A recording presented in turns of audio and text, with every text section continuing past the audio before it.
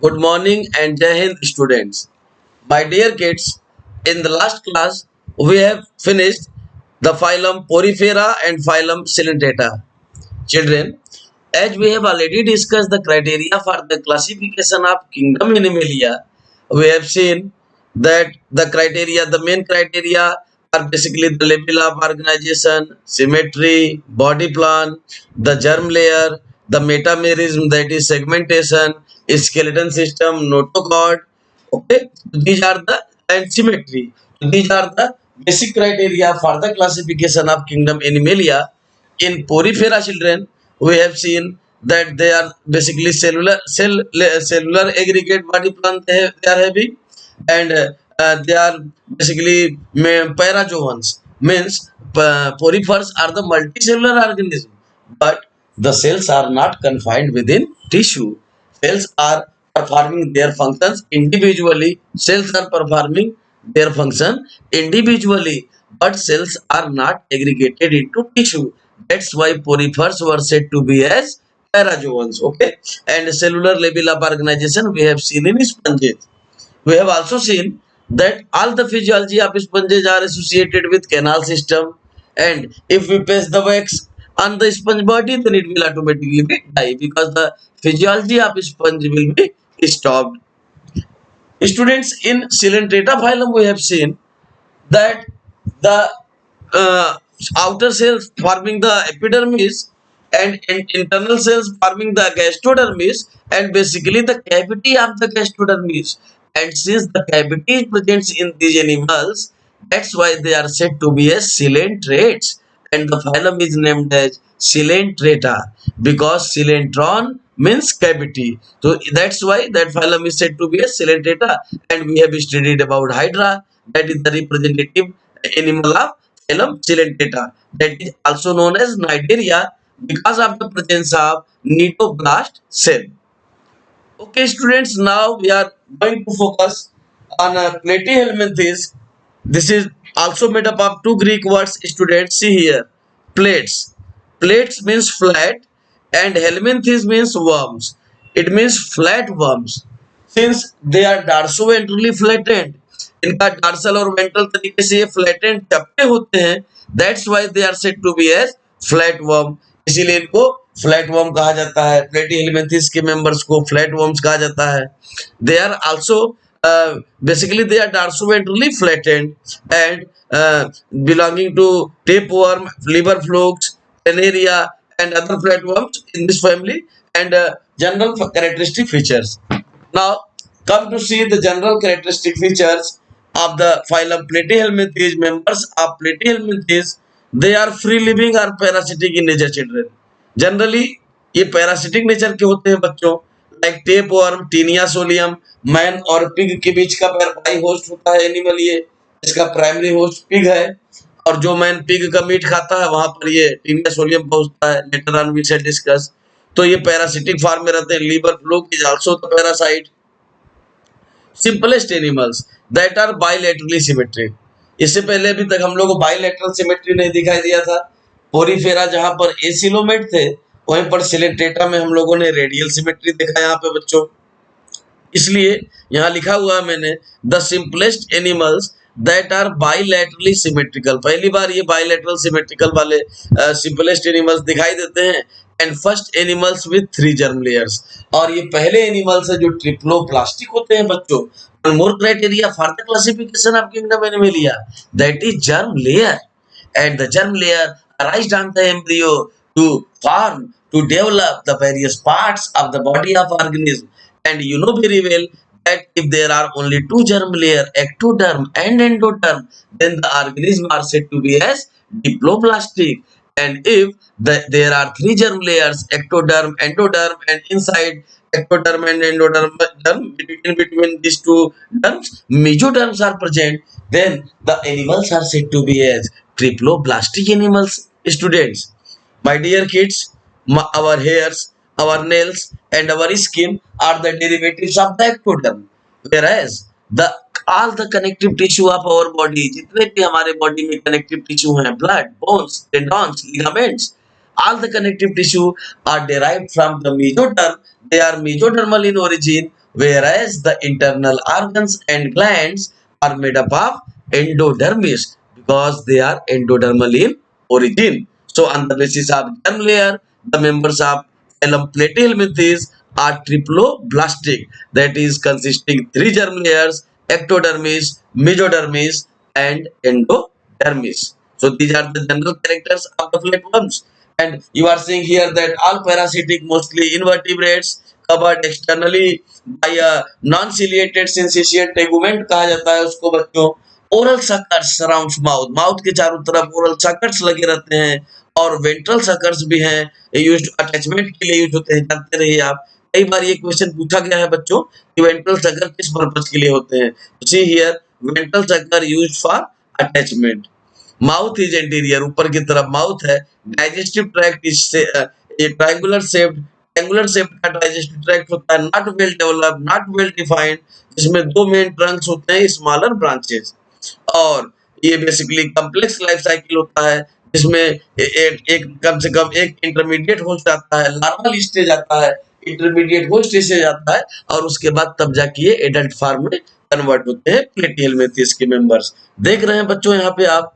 First one is basically planaria. Planaria, here you are seeing children, planaria. Planaria is belonging to planaria. This one is belonging to platyhelminthes, and planaria is commonly known as immortal organism. इसको अमर organism माना जाता है बच्चों, क्योंकि planaria shows the unlimited regeneration.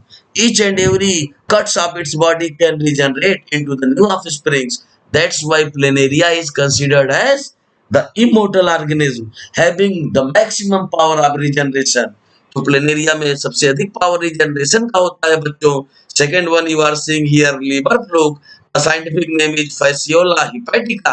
Fasciola hepatica, that is the parasite of liver of certain animals. And third one you are seeing here the tapeworm. फीता के जैसा, tape के जैसा दिखाई देता है बच्चों, इसीलिए इसको टेपवर्म कहा जाता है. Scientific name is Taenia solium. Very important organism related to phylum Platyhelminthes. क्योंकि बच्चों tapeworm is the bi host animal. Bi means दो, होस्ट मीन्स पोषक, यानी इसकी लाइफ साइकिल दो होस्ट में पूरी होती है. The primary host of tapeworm is pig and secondary host is man. तो जो मैन पिग का मीट खाते हैं, दैट इज पोर्क. उनके अंदर if the pork is unripened, then Taenia solium can reach to the such persons body and reach to their nervous system through blood circular system. Blood circulative system के through वे ऐसे बंदों के nervous system में पहुंच जाते हैं और नर्वस सिस्टम को ब्लॉक कर देते हैं. Such disorder is well known as taeniasis. ध्यान दीजिएगा, on the name of Taenia, on the behalf of Taenia, जो कि टेपवर्म का साइंटिफिक नेम है टीनिया सोलियम. तो टीनिया के ही नाम पे बच्चों इस बीमारी का नाम रखा गया taeniasis. So very important flatworm in fact, that is tapeworm. Now examples of platyhelminthes we shall discuss, my kids. Here you are seeing the flatworms kingdom, Animalia, the planaria, the liver fluke, the tapeworms. I have already told you the Taenia solium, and this one is here the regeneration in planaria.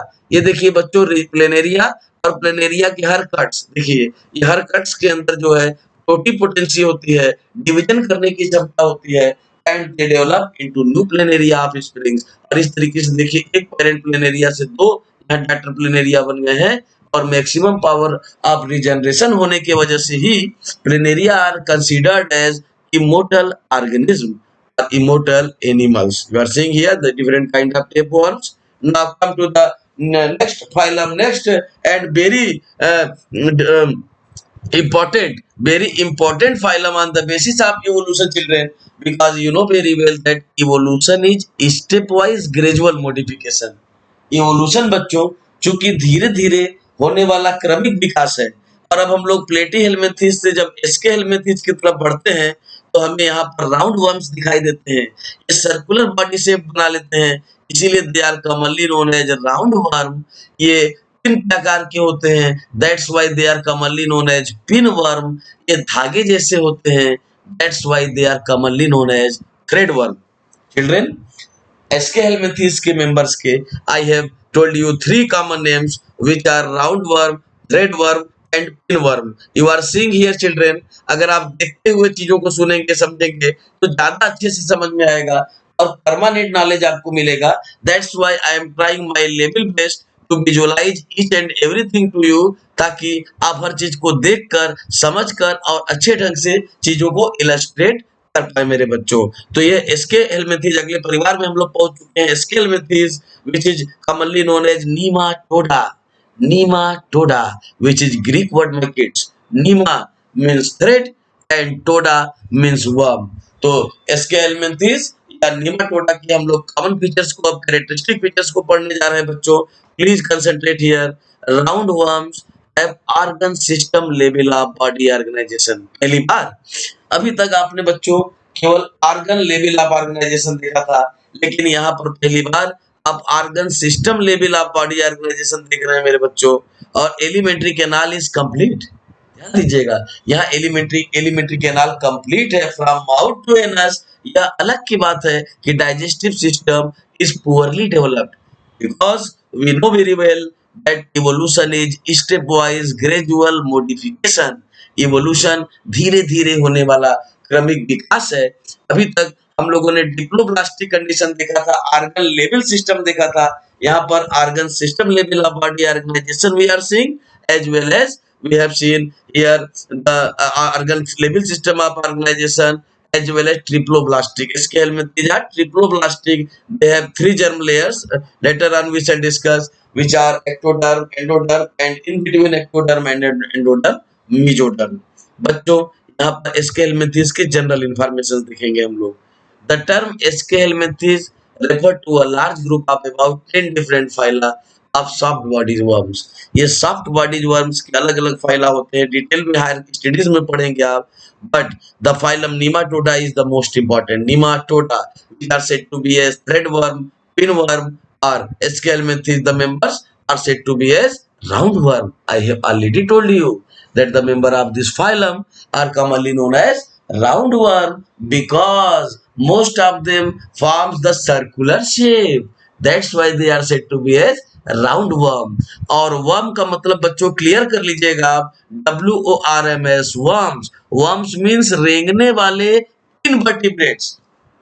ध्यान दीजिएगा, creeping invertebrates organism are said to be as worms. जब भी आपके सामने worm शब्द आता है आप सोचते हैं वर्म्स का क्या मतलब हुआ, तो वर्म्स का मतलब हुआ रेंगने वाले, क्रीपिंग जो क्रीप करते हो, but invertebrates animals in which vertebral column is totally absent, यानी जो रेंगते हो और जिनमें रीढ़ की हड्डी नहीं पाई जाती है। बच्चों आपके मन में तुरंत स्नेक्स का भी ख्याल आ जाता है। Snakes are also creeping animals but they are vertebrata. They belongs to division vertebrata. They have vertebral column, but worms are such creeping animals which creeps, but they do not have any kind of notochord or vertebral column. They completely belonging to division invertebrates. So you are seeing here the large group of soft bodied worms, and nematoda is the most important. Ascaris lumbricoides.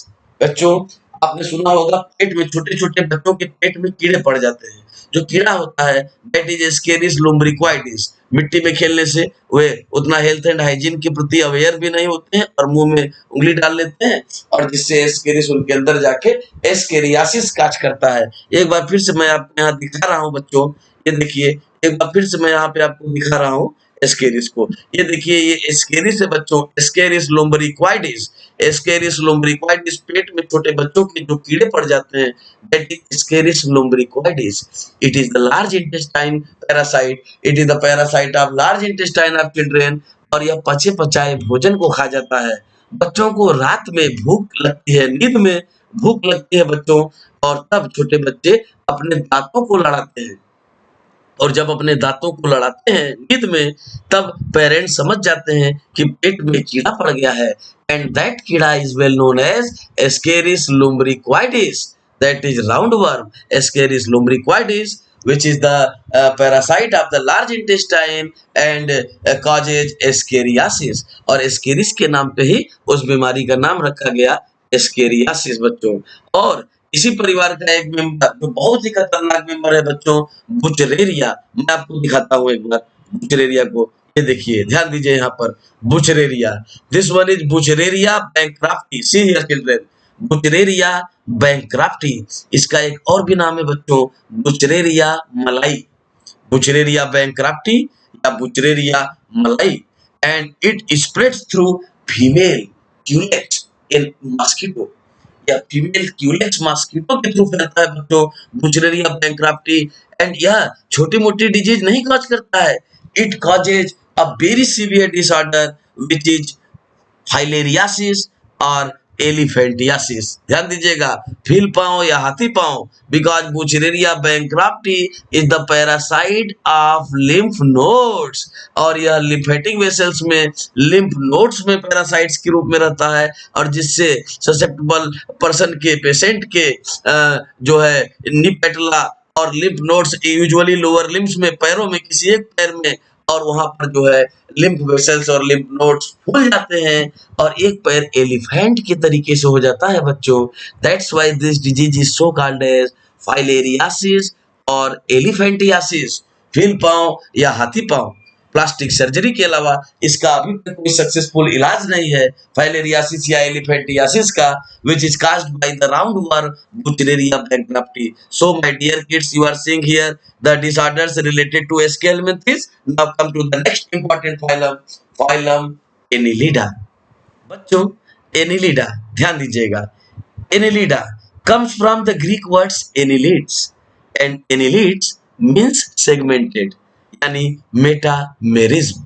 Metamerism is the determining and defining feature of the members of phylum Annelida, because annelids means segmented body, और इनकी body सेगमेंटों में बटी होती है, segments में बटी होती है।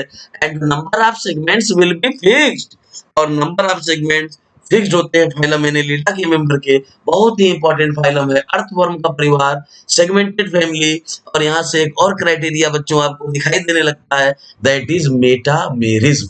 Metamerism, here I have written that these are segmented worms, digital worms, you can say 15,000 species, Ferritima posthuma, that is earthworm, leech, Hirudinaria granulosa, that is in your course, leech, जोंक, जानते होंगे आप, Sanguivorous animal, जो blood को सक करता है, जोंक, leech, that is Hirudinaria granulosa, and one more species in your course, that is Nereis, the aquatic species children. They are elongated worm-like, new body design, hollow tube within tube. ध्यान दीजिएगा, जब मैं आपको body plan समझा रहा था तब मैंने आपको 3 तरह का बॉडी प्लान बताया था बच्चों, एक सेल एग्रीगेट बॉडी प्लान, दूसरा ब्लाइंड सैक बॉडी प्लान, और तीसरा tube within tube body plan. तो सेल एग्रीगेट बॉडी प्लान में आपने देखा ये सेल्स होते हैं अलग अलग, और वह अपने अपने लेवल पर इंडिविजुअल काम कर रहे होते हैं। और जबकि ब्लाइंड सैक बॉडी प्लान में आपने देखा था कि वहां पर इंजेक्शन और इजेक्शन के लिए एक ही ओपनिंग थी, लेकिन यहाँ पर बच्चों tube within tube plan में digestive system will be complete from mouth to anus, and body wall consists of mesoderm also, and through mesoderm all the connective tissue will be formed. Right now children, we are going to just discuss the summary of the characteristic of the phylum Annelida. As I have already told you, annulus meaning a ring and annelids means segmented body, vermiforms, they are possess tissue and organ, muscular gut। ध्यान दीजिएगा, यहाँ पर गट जो है बीच में mouth और anus के रहता है, गट के बेसिस पर जो एलिमेंट्री कैनाल है इनका फोर गट, मिड गट और हाइंड गट में बांटा जाता है। बॉडी इनकी सेगमेंट्स में बटी होती है, मैंने बताया बच्चों आपको, दैट इज मेटामेरिज्म। और क्लम्स पाए जाते हैं एपिथेलियम के ऊपर, जो है छोटे छोटे कांटे जैसे cuticular structures which are bristles. Body wall muscular होते हैं और circular, both circular and longitudinal muscles दोनों तरीके के। यहाँ पर देखिए क्लोज सर्कुलेटरी सिस्टम बच्चों, क्लोज सर्कुलेटरी सिस्टम पाया जा रहा है। नर्वस सिस्टम में सुप्रा ओसोफेगियल गैंग्लियन पाए जाएंगे, सर्कुलर न्यूरॉन्स गैंग्लियन के फॉर्म में रहते हैं जो कि वेंट्रल नर्व कॉर्ड का काम करते हैं। और nephridia responsible for most excretion. Actually children, nephridia और nephridiophores are the excretory organ of phylum Annelida. And one more thing is important to note here, that the member of this class phylum are hermaphrodite. Hermaphrodite children, hermaphrodite means bisexual animals having both male and female sex organs within the same body. And in annelids you have seen the regeneration, बोलते हैं earthworm भी immortal होता है, क्योंकि earthworm में injury हो जाने पे नियोप्लास्ट सेल्स होते हैं और जो नए टिश्यू को परफॉर्म करते हैं। ये देखिए मैंने यहाँ दिखाया भी है, इस तरीके से अर्थवर्म दो भागों में बढ़ जाने पर यहाँ पे नियोब्लास्ट सेल से न्यू टिश्यू पर फॉर्मेशन होता है और नए सेल्स यहाँ टोटिपोटेंसी होती है। देखिए यहाँ पर फॉर्मेशन हो रहा है, इस तरफ भी देखिए बॉडी फॉर्मेशन हो रहा है। इस तरीके से दोनों ये जो एक भाग दो भागों में कटा था एक अर्थवर्म, ये दोनों नए नए अर्थवर्म का फॉर्मेशन कर लिया। That's why these are also considered as immortal organism. Immortal organism because they have great capacity of regeneration. Also, you are seeing children. Okay, so we have discussed the characteristic features of we have discussed the characteristic features of phylum Platyhelminthes and then phylum Eschelminthes and then phylum Annelida. Children, as you know, we are discussing here invertebrates, and in invertebrates the vertebral column is absent, रीढ़ की हड्डी पाई ही नहीं जाती और रीढ़ की हड्डी न पाए जाने की वजह से, नोटोकार्ड न पाए जाने की वजह से they are said to be as non chordata और इनवर्टिब्रेट्स। और एनिलिडा फैमिली में बच्चों हम लोगों ने देखा यहाँ पर अर्थवर्म को, इससे पहले हम लोगों ने राउंड वर्म को और उससे पहले हम लोगों ने फ्लैट वर्म्स को देखा।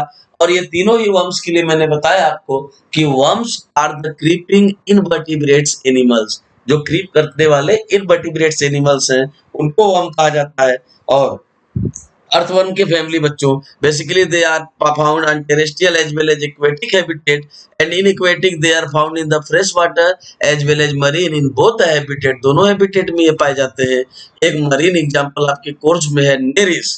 नेरिस के पास लैटरल अपेंडेजेस होते हैं। एक नंबर में कई बार क्वेश्चन पूछता है what is the term given for the lateral appendages of Nereis. तो बच्चों जानते रहिए आप, lateral appendages of Nereis are well known as parapodia, PARA parapodia. तो parapodia is the name of the lateral appendages of Nereis. और earthworm के case में मैंने एक इंपॉर्टेंट बात आपको बताई बच्चों कि these are hermaphrodite animals. Hermaphrodite means both the sex organs are present within the same body, that is bisexual animals. They are bisexual animals and the number of segments are fixed. So male and female both the sex organs are present within the same body and they meet in the opposite direction, that is juxtaposing direction for cross fertilization. That is a special feature of phylum Annelida, which is not found in any other phylum of Animalia. So after Annelids, now discuss the largest phylum of the this universe. इस universe में बच्चों जितने भी animal पाए जाते हैं उसमें सबसे बड़ा परिवार arthropoda. Arthropods is the basically largest phylum of the kingdom Animalia, containing more than 90,000 species. 90,000 से भी ज्यादा जातियां पाई जाती हैं बच्चों आर्थ्रोपोड्स में। And arthro means family of insects, these are commonly called as family of insects. And I have written here, an arthropods is an invertebrate with an exoskeleton and the segmented body and the jointed legs. इनके पास exoskeleton होता है बच्चों। Exoskeleton chitinous exoskeleton cockroach के ऊपर आप देखते हैं exoskeleton एक होता है। और इसके अलावा इनकी सेगमेंटेड बॉडी होती है। Body is divided into head, thorax and abdomen. Insects की बॉडी 3 सेगमेंट्स में बटी होती है बच्चों। Their body is divided into head, thorax and abdomen and they have 3 pairs of jointed legs. So again I am repeating the characters. Arthropods means arthro means joints, poda means legs या limbs. So they have jointed limbs, jointed legs, 3 pairs of jointed legs in fact, segmented body. Their body is divided into head, thorax and abdomen and they have most of them have exoskeleton. तो exoskeleton का पाया जाना 3 segments में body बटी होनी, head, thorax और abdomen में, और 3 पेयर ऑफ जॉइंटेड लेग्स का पाया जाना are the characteristic features of phylum Arthropoda, which is the largest phylum of kingdom Animalia, containing more than 90,000 species. And children, there are 4 main kinds of arthropods, which are crustacean, centipedes and millipedes, spiders, scorpions, ticks and mites, and insects. But arthropods basically commonly known as family of insects. Children, what is an arthropod? As I have already told you, arthro means jointed, pod means limbs. So arthropods, any member of the phylum Arthropoda, उसको हम लोग arthropod बोलेंगे. Include such familiar forms of lobster, crabs, केकड़ा, spider, mites, insects, centipedes, millipedes, scorpion, honeybee, silkworm, lakeworm, all the insects which we are seeing in our surrounding are belonging to the phylum Arthropoda. And arthropods are represented in every habitat on earth. अर्थ के हर habitat में, marine में, fresh water में, terrestrial में, air में, हर जगह पाए जाते हैं. They have great variety of adaptation. इनमें अनफेवरेबल कंडीशन में अडाप्ट करने के लिए, सर्वाइव करने के लिए वेराइटी ऑफ एडाप्टेशन होता है बच्चों. Some are aquatic, other are terrestrial, some are free living and other are parasitic in nature. Now, the characteristic of arthropoda you are seeing here, the segmented bodies are arranged into head, thorax, and abdomen. I have already told you that their body is divided into head, thorax, and abdomen. The paired appendages, three pairs of legs in fact, और antennae भी पाया जाता है. आप जानते हैं antennae जो कि एंटीना के तरीके से बिहेवियर करने के लिए ऊपर की ओर एंटीनी लगे होते हैं जो वातावरण के परिवर्तनों को, स्टिमुलाई को रिसीव करते हैं. Mostly they possess chitinous exoskeleton. देखिए बच्चों यहाँ लिखा हुआ है they possess chitinous exoskeleton. Chitin का बना हुआ बाहरी कंकाल. इसीलिए कहा जाता है बच्चों कि कॉकरोच जो है, जब प्रलय होगा, जब पूरी दुनिया समाप्त हो जाएगी, तो केवल कॉकरोच ही बचेगा. क्योंकि cockroach scientific name Periplaneta americana, they have the exoskeleton of chitin and their nervous system is out of their head. अगर उसके सिर को काट भी दिया जाए तो cockroach can survive up to 10 days. तब भी वो 10 दिन तक सर्वाइव कर सकता है बच्चों, हेड को काट देने के बाद भी, क्योंकि नर्वस सिस्टम का मेजर पार्ट उसके थोरेक्स और एब्डोमेन में है.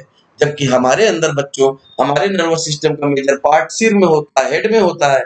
इसीलिए सिर में चोट लग जाने पे हमारे बचने के चांसेस कम होते हैं. जबकि कॉकरोच का नर्वस सिस्टम हेड के बाहर है. And they have white blood, हीमोज्वाइन, उसमें हीमोग्लोबिन भी नहीं है. और three pairs of jointed legs, chitinous covering, all make them adaptation to survive in unfavorable condition. And they have such kind of tooth particles through them. They can bite, they can chew, they can masticate also the food particles. इसीलिए cockroach रोटी को, कपड़े को और कागज को, इन तीनों ही चीजों को काट सकता है.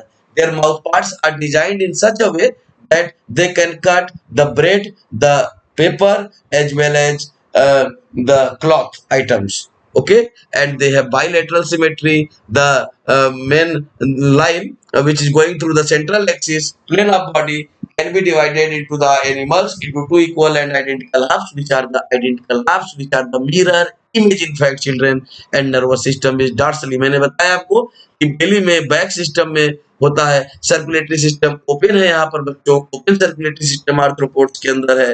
लार्जेस्ट ग्रुप है, देखिए यहाँ लिखा भी हुआ है 90,000. ये देखिए 9 lakh species of Arthropoda are known till date. और 90,000 स्पीसीज जो है मोस्टली हम लोग डिस्कस करते हैं जो हमारे चारों तरफ है.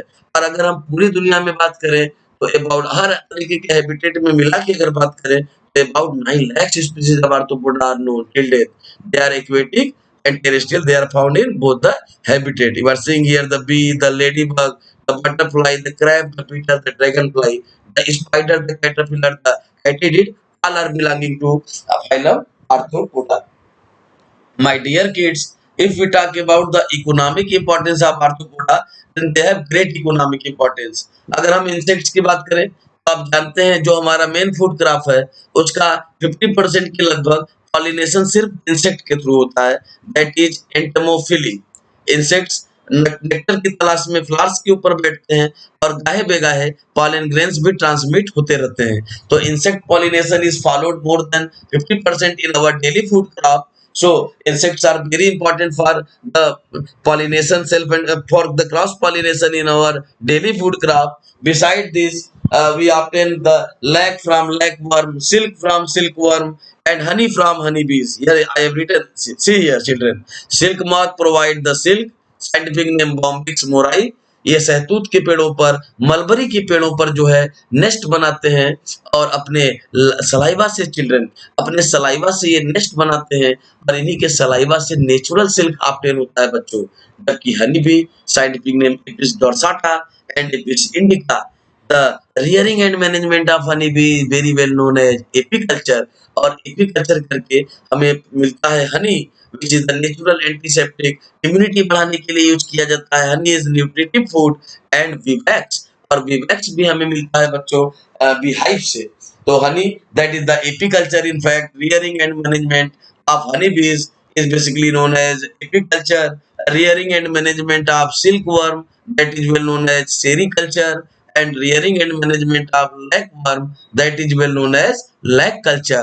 So through children sericulture, through lac culture and through apiculture, we obtain different kind of essential products, very very precious products, and these are the beneficial aspects, or you can say economic importance of insects. इसके अलावा बच्चों arthropoda ही वह परिवार है जहां पहली बार हमें social behaviour और लेबर का डिवीजन मिलता है, डिवीजन ऑफ लेबर मिलता है। अगर आप हनी बी के हाइव में देखें तो वहां पे डिफरेंट काइंड के हनी बीज हैं, क्वीन, ड्रोन और वर्कर, सबका काम अलग अलग। ठीक उसी तरीके से आप टर्माइट्स के देखें, घर में टर्माइट्स का जो मिट्टी का घर होता है उसके अंदर भी बच्चों पूरा, आप जब एनिमल बिहेवियर में आगे हायर स्टडीज में पढ़ेंगे पूरा पूरा आपको डिवीजन ऑफ लेबर मिलेगा, अलग अलग रूम्स, अलग अलग अपार्टमेंट्स बने होते हैं और वेल डिजाइंड सिस्टम होता है, वेल डिजाइंड फ्रेम होता है उनकी लाइफ का, because first of all social behaviour arised in phylum arthropoda. और जब नेक्टर का तलाश करने के बाद वो वर्कर बीज अपने हाइव के पास पहुंचते हैं तो अपने साथियों को और साथ साथ क्वीन को पाए गए नेक्टर का रास्ता बताते हैं, उसका ड्यूरेशन बताते हैं, कितनी दूरी पर है वो, उसकी दूरी बताते हैं और नेक्टर की क्वालिटी दिखाते हैं, थोड़ा सा सैंपल के रूप में ले आते हैं। And they perform dance to communicate other bees for the purpose of conveying them the location where they have identified the good quality of nectar, good quality of flower, and then all the honey bees go to collect the nectar from the flowers orchard and then come back to the hive, and then they proceed to formation of honey also. Similarly children, you are seeing here the lac. So Tecardia lacca, scientific name Tecardia lacca and Laccifer lacca, which are the common name is lacworm. Basically lacworm, the rearing and management of lacworm for the production of lac is well known as lac culture. And आपने सुना होगा लाख की चूड़ियां, लाख की चूड़ियां, लाख की चूड़ियां, और साथ ही साथ आपने सोने चांदी की सोने के आइटम्स में भी आपने देखा होगा लैक मिलाया जाता है, लैक। तो लैक मिलाकर जो है गोल्ड के आइटम्स में लैक्स मिलाए जाते हैं। इसके अलावा आपने जो है लाख की चूड़ियां या अदर ऑर्नामेंट्स में भी जानते होंगे आप, लैक्स मिलाया जाता है। इसके अलावा आपने पोस्ट ऑफिस वगैरह का या पार्सल देखा होगा, जो पार्सल होता है बच्चों या इवन जो हमारे स्कूल कॉलेजेस के इम्पोर्टेंट जो डॉक्यूमेंट्स होते हैं उसको जब हम लोग पोस्ट करते हैं तो हम लोग लैक से सील करते हैं बच्चों।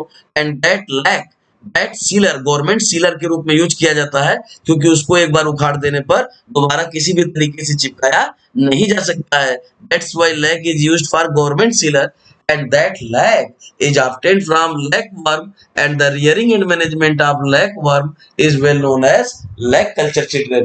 So in economic importance we have seen that the insect help in pollination of our main food crop, and beside pollination through insects we obtain several very important products such as honey from the honey bee, lac from the lacworm, and silk from the silk moth or silkworm, that is sericulture. The rearing and management of silkworm, scientific name Bombyx morai, that is sericulture children, and through sericulture we obtain the silk also.